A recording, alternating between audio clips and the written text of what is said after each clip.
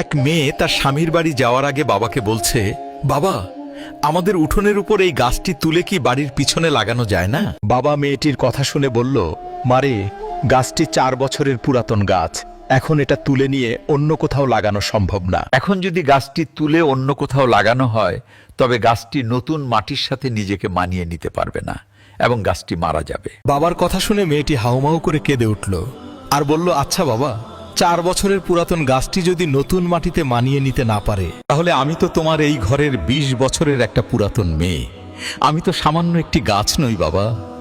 তাহলে তুমিই বলো, আমি কিভাবে অন্য একটি নতুন বাড়িতে গিয়ে নিজেকে সম্পূর্ণ মানিয়ে নিব আর কিভাবে নিজেকে সম্পূর্ণ বাঁচিয়ে রাখবো বাবা?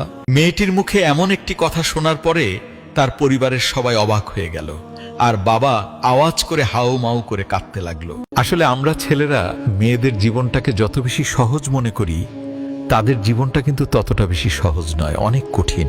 তাই আমি এই পৃথিবীর সমস্ত ছেলেদেরকে বলবো, আপনারা দয়া করে মেয়েদেরকে মন থেকে সম্মান করতে শিখুন এবং তাদেরকে ভালোবাসুন।